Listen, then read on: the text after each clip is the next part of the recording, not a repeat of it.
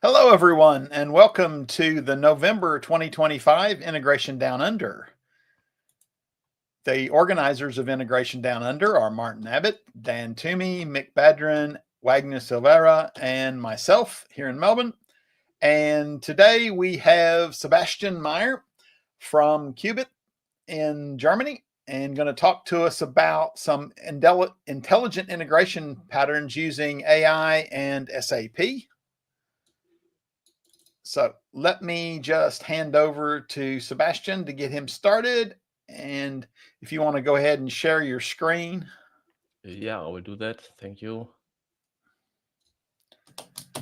And we had the pleasure of spending some time with Sebastian this last June in Hamburg for the summit that they had there after the London event. So it was good. It was a great 2 days. So it was really good.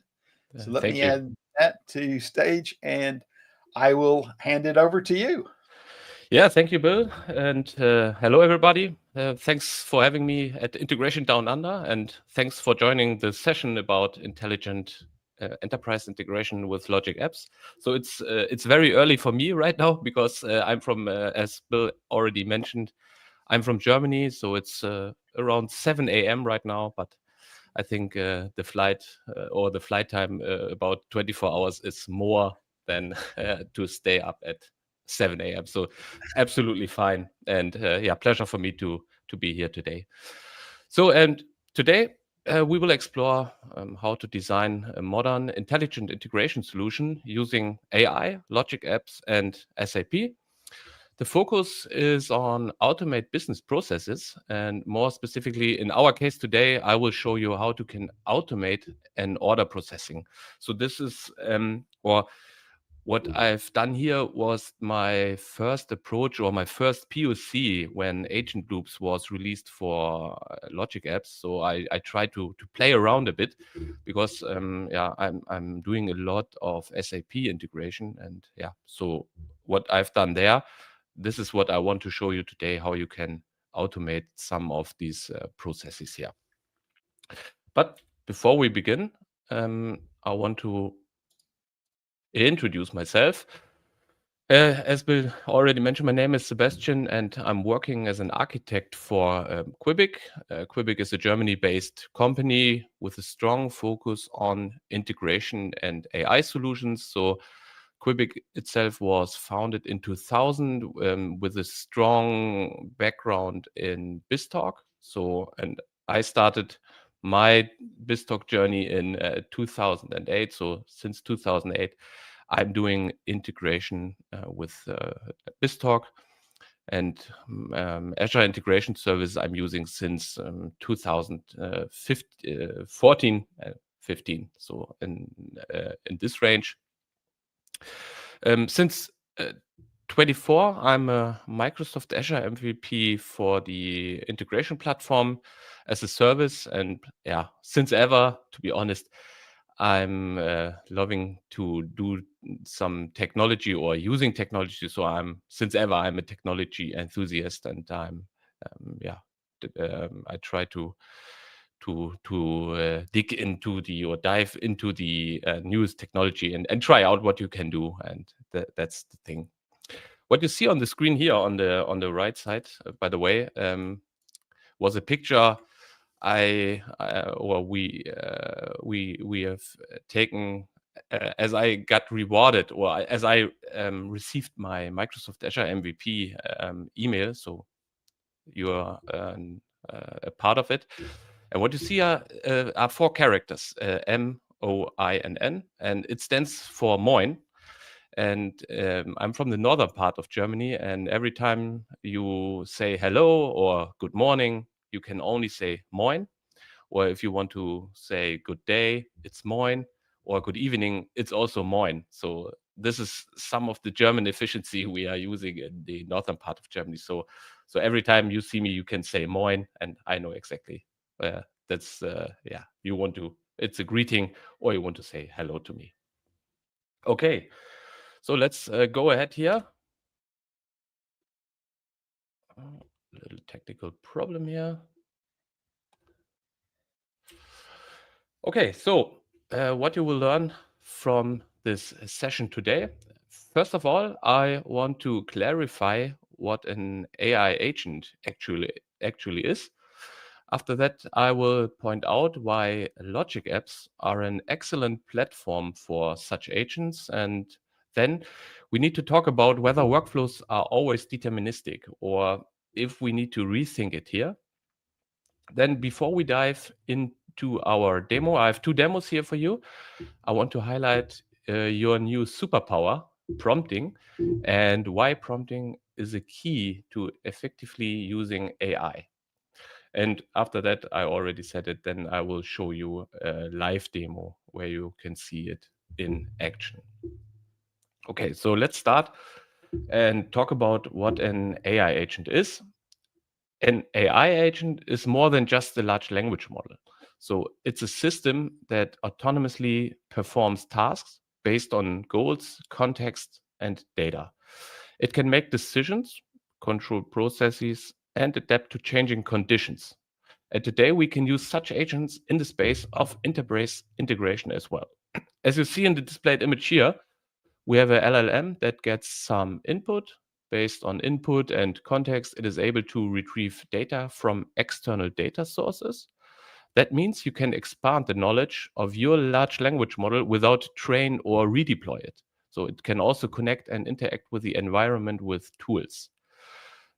To say it in the easy way, tools are like arms and legs for agents. And the last thing is memory. Uh, Memory is to hold the context information and the current state of the execution the AI agent performs. With the knowledge of what an AI agent is, we need a way to build our own AI agents now. So there are many possibilities out there, but I want to highlight here that Logic Apps is a particular suitable way for building your AI agents. Why?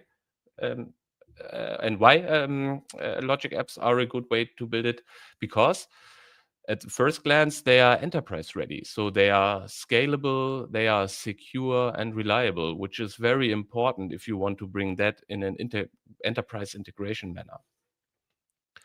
And they offer operational excellence. We know it. They have monitoring, they have logging. You can set up alerting. You have retries. So everything is integrated in that service. Then we have an outstanding connectivity with over 1,400 and plus connectors, which you can use to connect to Azure services or third-party systems like SAP, Dynamics, Salesforce, ServiceNow, and more. You name it. So everything is in place. And Logic Apps is one of the few platforms where you can choose to build agents with pro code or low code. That means pro developers and business users can collaborate even more better on this. And they enable traceability and observability. So that means you have no black box and you have full transparency over processes and decisions the AI agent made. So we will see that later on, that this is a very good thing with Logic Apps. So traditionally, we think in fixed deterministic workflows. So this is what a workflow is, right? So if A happens, then do B. If C and D happens, then do E, and so on. So each case needs to be implemented. But reality is even more complex here because business rules change constantly. So I think there's nothing more change in business rules or in a business adaptivity. So this is one important thing here. Data is often incomplete or ambitious, and decisions depends on the current context of this. So that's why we need flexible, adaptive, and non-static workflows, which obviously must also allow for non-determinism. So that doesn't mean that deterministic workflows are dead right now, and it is old style or something else to use deterministic workflows. It is more a mix of both. So you can use deterministic workflows and non-deterministic workflows to solve business problems, because not everything needs to be built as an agent. So let me give you an example. In SAP, a business partner is always the same, how to create it. So it makes no sense to build that as an agent or in an agent way. And that's the thing I already mentioned. That means you will have both. You have deterministic and non-deterministic workflows you can combine together. So, and as I already said, there's a new superpower, and this is essential thing, so or a central element of intelligent integration, and this is prompting.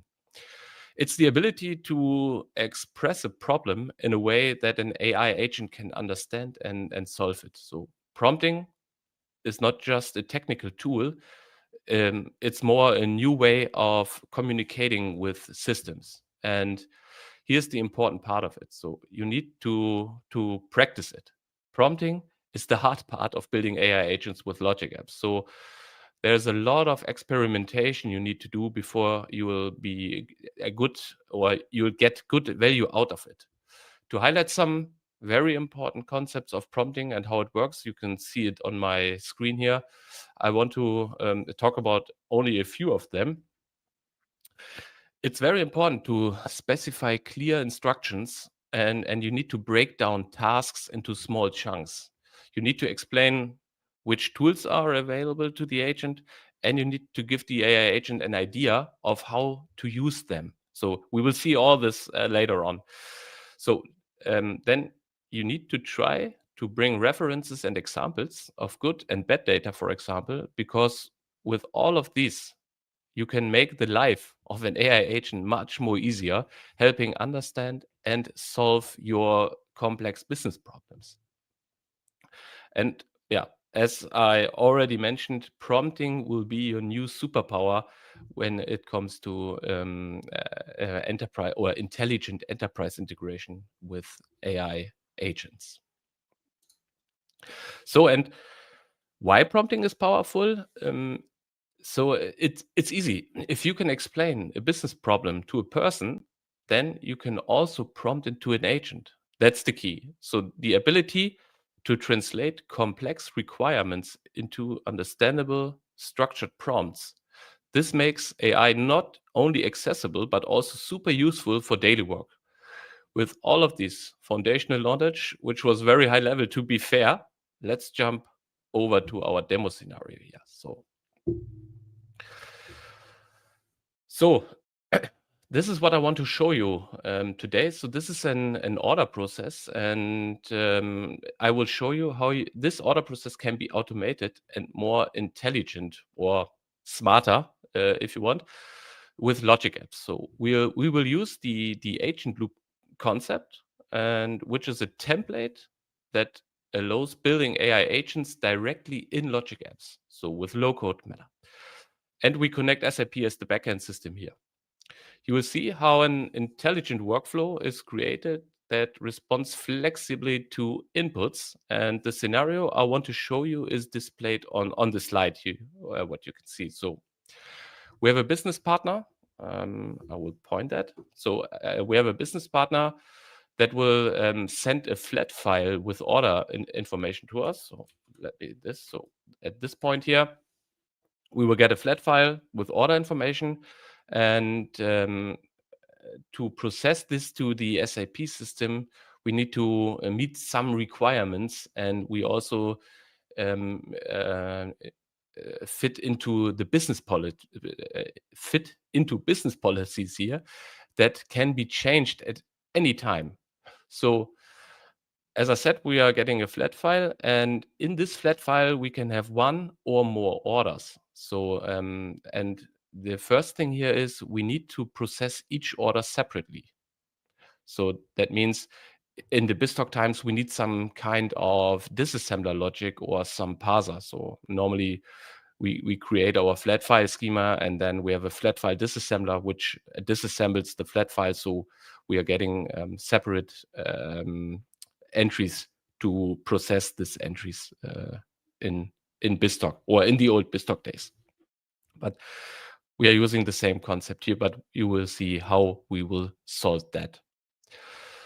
So, and the second thing is, due to problems ordering raw materials right now, it's only allowed that an amount of 1 is allowed for each order item. So we need to check this. And yeah, as you remember the pandemic, it is not that unrealistic scenario that raw materials is hard to purchase on the market. So, and if the amount is higher than 1, we need to loop in a human to approve or reject the order. So this is what we are doing at, well, we have this at this here, and I'm talking right now about this approval. So this is, we need some approval because the business partner is able to order more than 1, but we need to check this in our workflow. And if the amount is higher than 1, we need to loop in a human that because then we have a manual processing step to approve or reject the order from the business partner. And the last 2 things here we need to care of is that each order needs to be archived, and each compliant or approved order needs to be transferred to our ERP, so which is the SAP system here. And at the end, we need to send for each order an order response via email with all the details. So that means the order number, the order amount, the item description, and also the SAP reference, which comes back from the SAP system. Okay, and with that, let's low code. I switch over to the Azure portal here, and then we can see how everything, what I've showed you here in the presentation will work together. So let's going to be practical right now. I will go over to my Azure portal.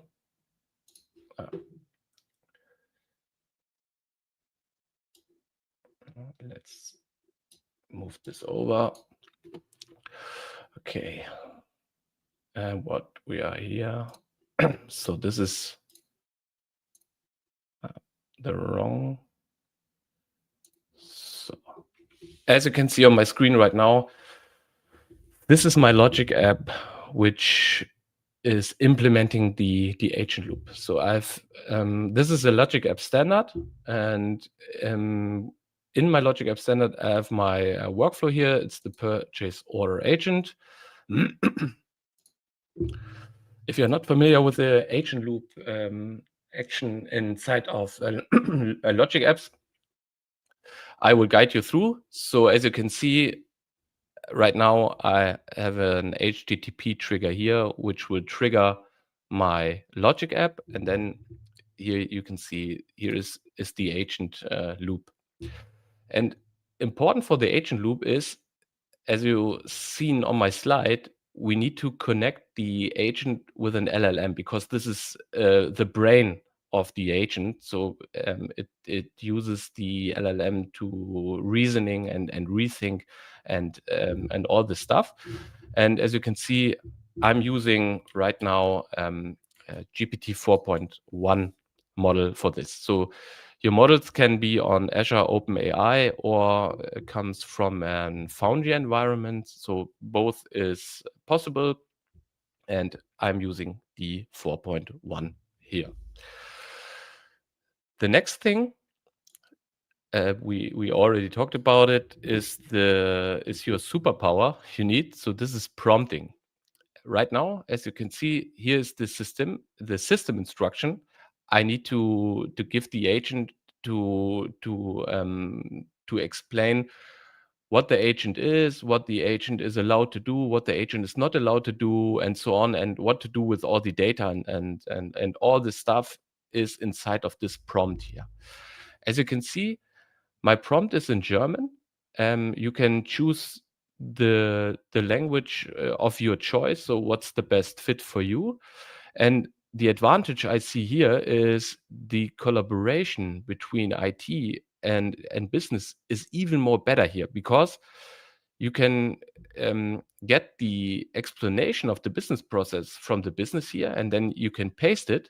And then the only thing you need to do is to align it with the technical stuff. So I think this is a huge chance to make the collaboration even more better with AI here. So, or with the business, or the collaboration with business and IT with AI is even more better here because of the mentioned stuff.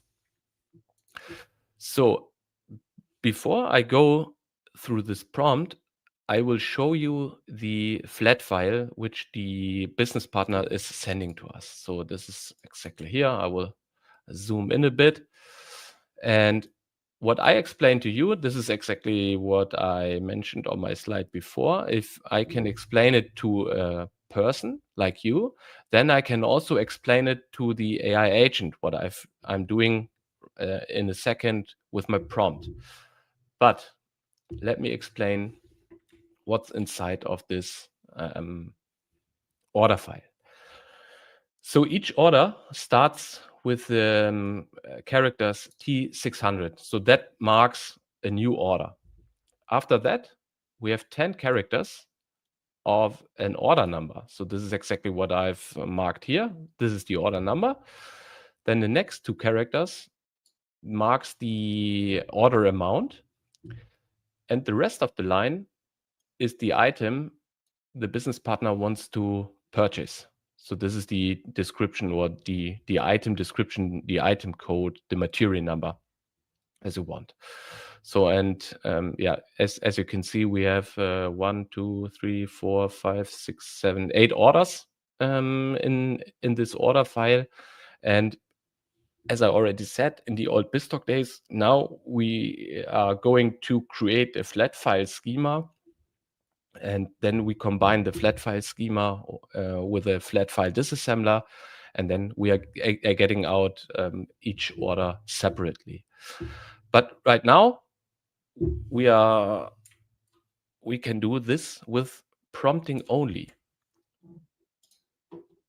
I explained it to you, so I explained it exactly to the agent here. So this is the text I told you a second before with all this T600 and the order number, the next 10 characters, and so on. And then I explain the agent how to use or what to do with all these information. So I have a step-by-step guide here, what to do with each order. So the first thing is that the order needs to be divided in separate orders. So this is what exactly is the first thing. The second thing is that each order needs to be archived. This and the third one is if the order amount is bigger than 1, then please loop in the business. Then we need a manual approval or a rejection here. After that, please send please send each order to the SAP system, so which is the ERP here. And if the call was successful, you are getting an response, and inside of this response, so this is exactly what's here, you are getting an order reference back, because the order reference is important for the point 5, because we want to send an email for each order, like an order response. And inside of this order response, we also need the order reference from our SAP system. And we want to include that in our email. And that's exactly what I've prompted here. So I need to zoom out a bit. And that's it. So the whole business process is explained in this window, in this prompt window here. And the last thing we need to give the agent is the user input, which comes from the payload here. We will see it in a minute in action. So then maybe you have a full understanding of how all this works together. So this is the foundation of how we need to set up the agent for our scenario here. And now let's switch over to the canvas here where I can explain you all the tools. So this is the arms and legs of the agent, as you can see, is the tool here. We have a tool for sending emails. And this is the cool thing about Logic Apps here, because now you can build your tools with the connectors of Logic Apps. So as we saw in the presentation, there are about 1400 plus connectors you can use here and build tools with these connectors, and then your agent is able to use these tools to make calls to external systems or to teams and so on. And this is exactly what we are doing here. So there are some important parts to use tools. I'm right now on the send email tool, because you need to give the agent a description of what this tool is doing. So that makes, as I said, the life much more easier for the agent to choose the right tool for the current state or the current context. So what we also mentioned on the current context of the data or of the process itself. So we have another tool which gets the approval. And here you can see this is an adaptive card, which we are sending out to teams. So that means the business is using Teams, and then it gets a notification. And on this card, you can see the information of the current order, which is not compliant right now. And then the business can decide whether we want to approve this order or we want to reject. But everything you will see in the demo. Then our next tool is sending the data to the ERP system. And I will show you the SAP integration right now, because we talked about deterministic and non-deterministic. So right now we are in an agent, and this workflow is non-deterministic because it decides on the context of the data what way it goes at the end. And I talked to you, or I told you that we can combine deterministic and non-deterministic workflows. And this is exactly what I'm doing here, because I already have an SAP workflow which sends the data to SAP, and this is a deterministic workflow. I will show you in a second how this workflow looks like. And this is exactly the combination from non-deterministic and deterministic workflows here. I'm giving the agent an existing workflow as a tool, and the agent is able to use this to send the data to the SAP system. And the last one, or the last tool in this agent, is our save order tool. This is to archive each order, and we are sending each order to a storage container here. So we are using the Azure storage account connector here for fulfill this requirement. Okay, let's see this in action. And for this, we will use the run with payload method directly here from the portal. It's the easiest one. And let's grab our payload from here. So this is what the business partner will send to us. And we need to specify the content type, because this is not JSON, this is text plain. Okay, then run, and let's see what's happened. I have a look on my Outlook and also on my Teams, and then I will share this information with you. So the agent is working. We can have a look on the run history here right now. This is the operational excellence I already talked about. So you can see the workflow run here. And I will come back to this in a minute. So let me check if we are received an Teams notification here. Yeah. So this is exactly because we have, let me explain you the scenario here, because we have one order. So this is the order with the number 8 at the end have an amount of 2. So it is not compliant to our current business policies because we only allow 1 amount. And so the agent recognizes this, that we have an order with a 2. So, and now you see exactly here the information. Let me zoom in. It's German, but I can translate here. As you see here, this is the order number, and there are some text here, order number with a position, blah, blah, blah. And the amount of this order is too high. So now the business can choose whether it can be approved.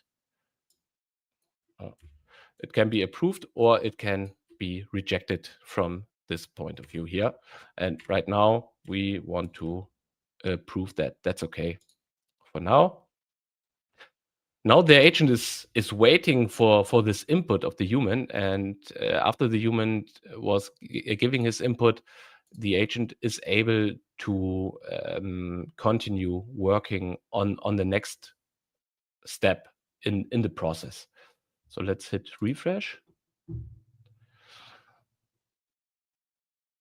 And let me explain a little bit of this operational experience here. So this is the usual logic app run history you can see, and I clicked on a run. And what you see on the right side here is the prompt the agent is doing. So you will get a little bit of a chat history here, and you can scroll down, and then you see the system instruction. Then you see the user input, which was the flat file or the payload I copied from Notepad. And then you see exactly the tools the agent choose to fulfill the business process. So right now you see 8 times save order. So that means he found 8 orders inside of our flat file. So and this is the amount of the tool execution here. So 8 times save order. And you also see that the tool sent to ERP system was also executed 8 times. Then you see 1 time the tool get approval for our for the order number 8 because amount was 2. And then we see here the next things here. And at the end, so I think he is done. I hit refresh, and then you get a summary from the agent why or what and why he chose which way. So this is the full insight of the business process here. So as I said, no black box. You can exactly see why the agent has decided to go this way and what happens inside of this way. So full insights with this run history. And let's check here. You can see there was also an email created, and let me check in my Outlook. Yeah, so this is one example of an email. It created for each order an email response. As you can see, we have the order number, we have the order amount, we have the item or the item description, the material, and we also getting back the order reference from the SAP system. And with this order reference, we can now check if this order reference is inside of our SAP system. So let's go over to the SAP system here. And I will go to the transaction VA03, where we can display all the orders. Now I paste in the order reference coming back, or I've copied from my email. Hit continue. And as you can see, we have an order inside of our SAP system. As you can see, this is exactly the material which was ordered, the order quantity here, and this is the order inside of our, sorry for this. This is the order inside of our SAP system. So as you can see, it worked. So the agent was able to fulfill our business process here. So, and from this, I will go back to my portal. So as I said, it's the usual run history here. You can step through all of the tools and why you choose, as I already said. What I want to show you is this process here, because I said I'm reusing an existing workflow. So this is my ERP workflow, and this ERP workflow lives in another logic app. So I have my logic app here. And what the agent is calling is this create sales order in SAP workflow. And from here, you also have this run history. And as you can see, it was executed 8 times because 8 orders in the flat file. And you can see this is what's happened under the hood. And we already checked in the SAP that the order is there, but right now I'm using a BAPI to call the SAP system here. And to explain this workflow, it has an HTTP trigger, and so it can be reused from any logic app here. And this is what I already told you. The agent loop is the non-deterministic way, and this is the deterministic way how to create a sales order in SAP. It's always the same. It makes no sense to recreate it in an agent way. As I already said, it's always the same. We need to transform the XML, because the agent is also creating an XML from the input from the flat file, and this XML needs to be transformed because the XML which comes from the agent is not the XML the SAP wants to have for this BAPI call. So we need to transform the XML from the agent to the BAPI schema, and then we are able to create the BAPI call in the SAP system. What's exactly going here? So this is the logic app connector or the logic app connector to bring the data to SAP. It's an S4 HANA system, but you can also use ECC for this as well. So this is the error handling part here. Okay, so this is my first demo here. I want to show you a second one where I want to show you how you can reuse workflows to make it more intelligent. So right now, as you have seen, I built a layer on top of my existing workflows. So let's say this is only an intelligent layer on top of my existing workflows. And this is extremely cool because you do not have to change your existing landscape. So you can protect your invests that are already done with your workflows.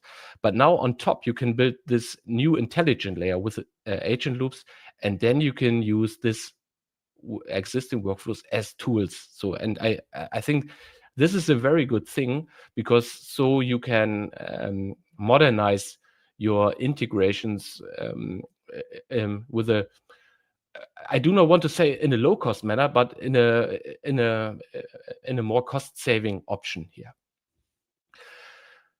So let me go back to my slides here, because I want to show you another demo. So you've seen now the agent in a live demo, but what's also very popular right now is MCP. So MCP stands for Model Context Protocol.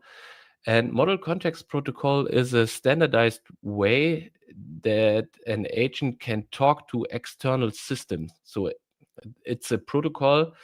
I guess it was introduced by Anthropic and 24, I guess. I'm not sure on this. It's not that important.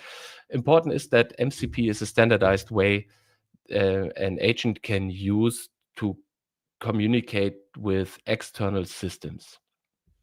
So, and Logic Apps, I will show you that, is able to populate your workflows as an MCP server as well. So that means from an MCP client, we can use Logic Apps as an MCP server, and then we can,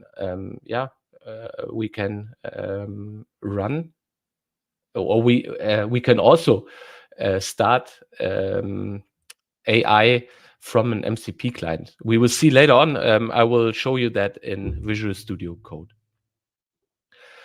For that, I've created an SAP Logic app. So this is a proxy for my current workflows as well. So I'm reusing my workflows as I have done with my agent loop.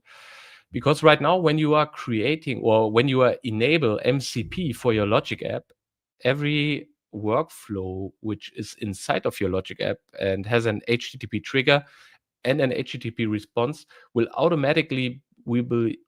be automatically populated as an MCP tool. And maybe there are some circumstances you do not want to have every Logic app workflow as an MCP tool here. I created this proxy where I only want to have these 3 tools available in my MCP server. So the first tool here is create business partner, to obviously create a business partner in SAP. Then the second one is create sales order. And the last tool I have in my MCP server here is read business partner information to get a business partner or to read business partner information. But I only want to show you the create sales order. And the create sales order workflow here is reusing my existing workflow. So this is exactly the same call I've made from the agent loop to my SAP workflow you've seen before. And from here, it is important that you have a description what this workflow is doing, because it's the same for the agent loop. We need some context, or we need to give some context to the agent, which is reasoning and thinking this workflow can be the good choice to fulfill the task that the user is giving me. So, and right now, this tool is to create an order in the SAP system. This is exactly what this sentence is saying. And this is very important because this will set the context of this tool to the agent. And the rest of it, it's not rocket science. We're only doing a call to the HTTP, which is the ERP system, and then we are getting back a response. So, and now to enable MCP on a Logic app, we need to do some things here. We need to go to the development tools pane here and click on advanced tools. And then we click on go. Now I have to authorize.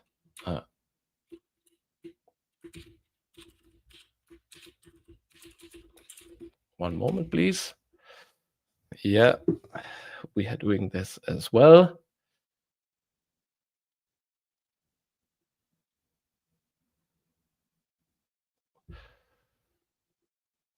Okay, let me check.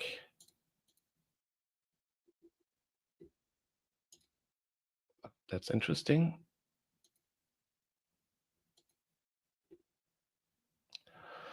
Let me check again.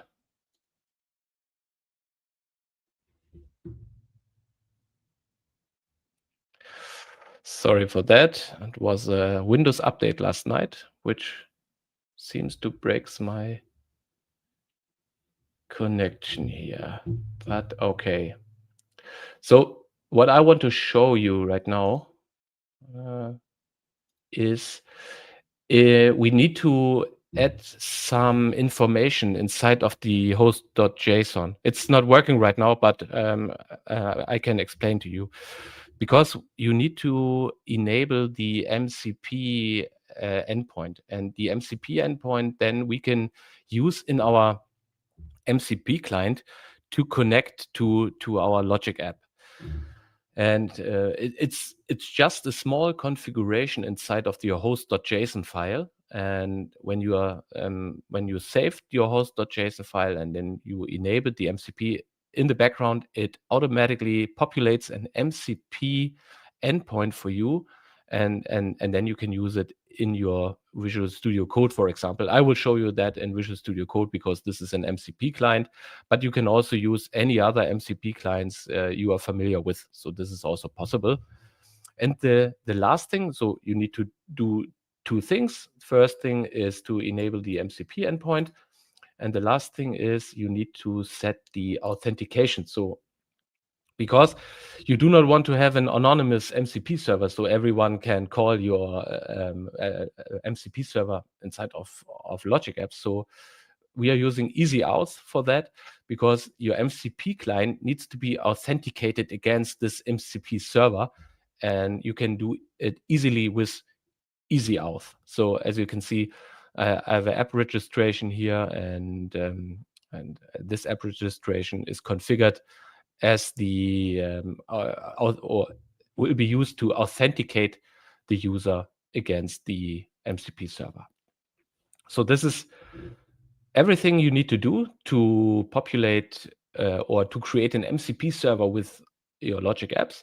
You can do it on newly created Logic Apps, but you can also enable MCP on existing Logic Apps.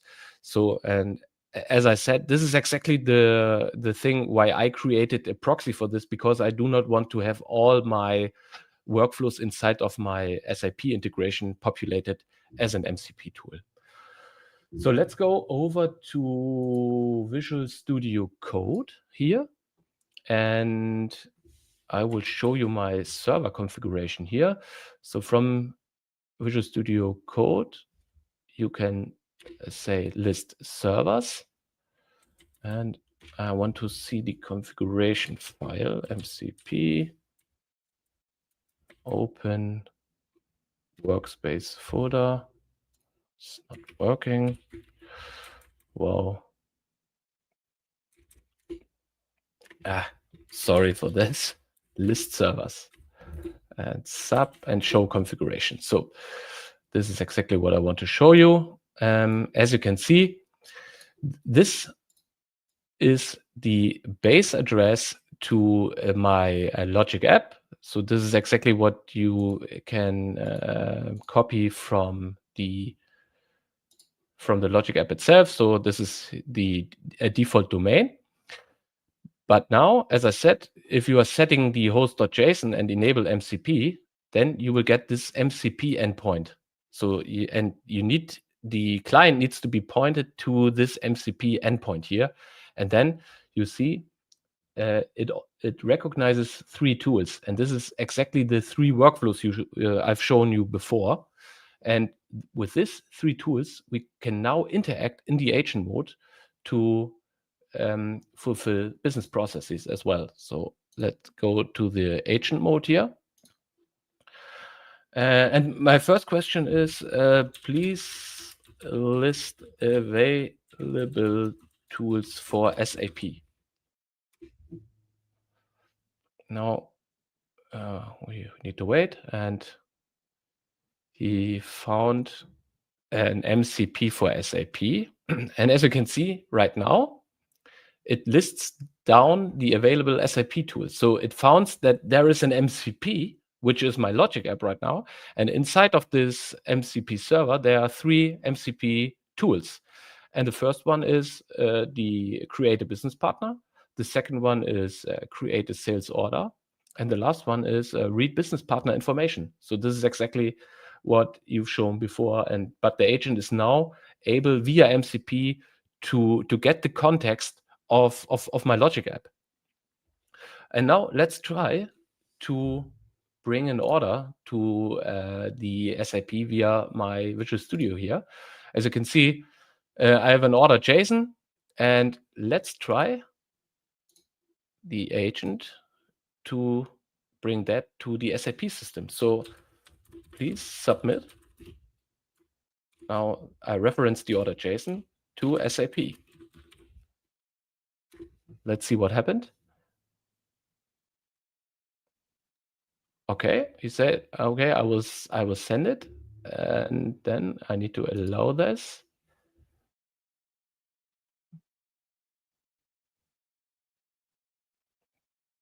And as you can see, perfect. The sales order has been successfully submitted to SAP. And what we see here is the order reference. We will copy it and then we will check. But this is exactly what happened against the MCP server from the MCP client. So let's copy that and let's go over to the SAP system. Go back, paste it in, hit continue. And as you can see, here is the order coming from Visual Studio Code, which is the MCP client, over the MCP server, which is the logic app, into the SAP system here. As you can see, I reused the SAP workflow a second time to be more intelligent, to be more modern in this case. Okay, let's go back to the presentation here. So what are the key takeaways for you from this session? So I think one of the most important thing is that you can create AI agents using logic apps with absolutely a low code. So I think this is very important to know and to for you to try out new things and so on. You can involve humans in the process at any time. So this is called human in the loop. And you can also combine deterministic and non-deterministic workflows at the same time. So there's a side-by-side, they are coexisting. As I said, deterministic is not dead right now. You need deterministic workflows because it's absolutely necessary to have deterministic workflows, as you have seen. And I think most important, we already covered it, existing workflows can be reused as tools, as you have seen. And enterprise integration today is not just technical, it's intelligent right now. So, and with this, I want to say thank you for your attention. Thank you for having me today. And if you have any questions, please feel free to reach out. Let's connect on LinkedIn. As Bill already mentioned, we have the Aviators Germany, where Bill and also Dan were participating this year. I also have a YouTube channel where I also create videos about logic apps and all this SAP integration. And if you want, you can also have, or you can listen to our Enterprise Integration Excellence podcast, which where I'm the co-host together with my friend Adam. So I'm looking forward to exchanging ideas with you. And with that, over to you, Bill. Thank you very much. That was really good. I'm going to just put up our slides real quick. I posted out there for some questions. I didn't have any questions, but that is, I haven't had a real good chance to play with the agent loop yet and things like that. And that really solid my knowledge of it up. That was really good. Thank you. I'm looking forward to having a play with that now with some of the stuff that I'm working on for one of my clients. Mm-hmm. It's definitely being able to reuse those logic app components that you already have. And the thing is that one of the clients, we've built some of the stuff in logic app, some of it in functions, but there's no reason we can't use the function pieces that we've already built to be called from our logic apps. So it's going to be a really good way kind of to orchestrate the stuff that we've already got built there. So that, it looks really interesting. So, and thank you very much for getting up early this morning and thank you for having me to our integration down under. So it was really good. So I think that's pretty much it. And basically thank everyone for attending. And the recording will be available on Integration Down Under shortly. And so you'll be able to point your fellow workmates and things like that at that recording and let them have a watch of that to basically get that same knowledge. So, and again, spread it to any of your workmates or any of your clients or customers so they can get an idea of what they can do with the logic apps and the agent loop. So, and the MCP server. Have you done any work with the MCP server in API management?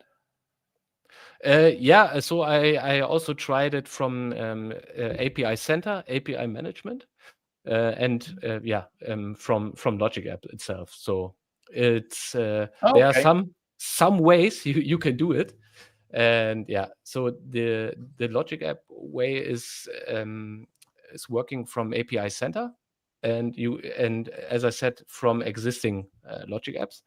The way from API management is very interesting because nowadays the modern SAP integration is based on OData or REST, and then you can combine all these standard OData in an MCP server, which is hosted in API management.